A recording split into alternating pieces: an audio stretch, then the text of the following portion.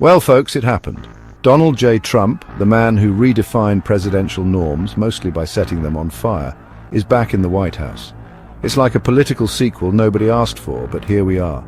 Trump pulled off a stunning victory in 2024, proving that you can't keep a reality TV star down, especially one with a Twitter account and a seemingly endless supply of red hats. Remember 2020? Yeah, that was a whole thing.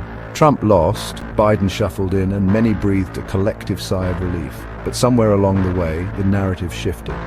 Trump, never one to shy away from the spotlight, spun tales of a stolen election and painted himself as a victim of the deep state. And you know what? A lot of people bought it.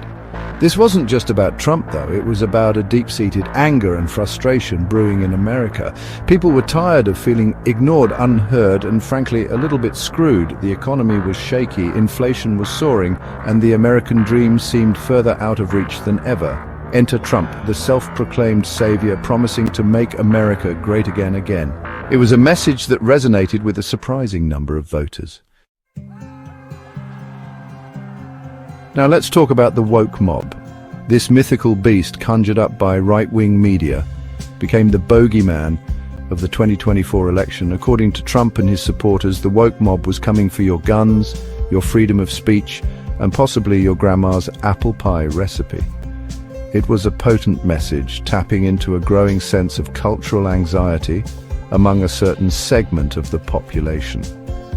The irony, of course, is that Trump himself is the embodiment of cancel culture. This is a man who built his entire career on insults, bullying, and silencing his critics. But somehow, he managed to convince millions of Americans that he was the victim, not the perpetrator. It was a masterclass in political manipulation. This backlash against woke culture wasn't just about political correctness or pronouns. It was about a deeper cultural divide in America, a clash between traditional values and progressive ideals.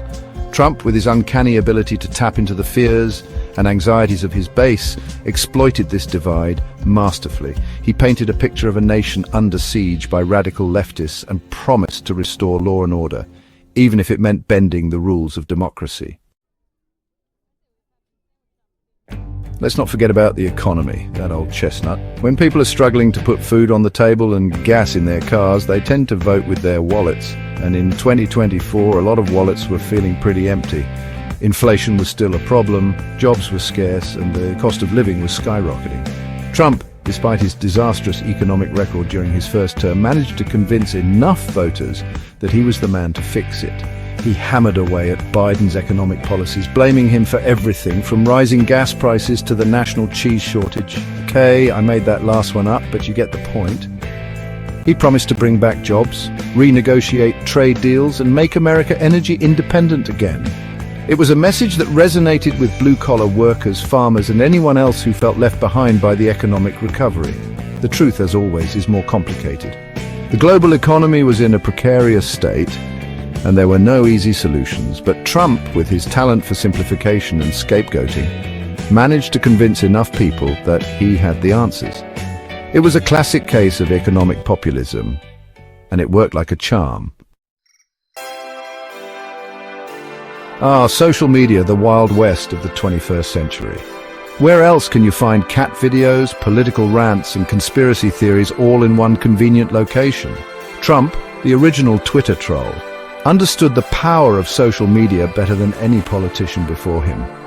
He used it to bypass traditional media outlets, spread his message directly to his supporters, and troll his opponents relentlessly. And let's not forget about the memes. Oh, the memes. From Pepe the Frog to the Make America Great Again hats, Trump's campaign was a meme machine. They were funny, they were shareable, and they were incredibly effective at spreading his message. Love him or hate him, you gotta admit, the man knows how to go viral. Social media became a battleground for hearts and minds in 2024. Trump's supporters, armed with memes and hashtags, waged a relentless campaign of online warfare. They attacked his opponents, spread misinformation, and created a digital echo chamber where dissent was silenced. It was a new kind of political campaign, one where the rules of traditional media no longer applied. And in the end, it helped propel Trump back to power.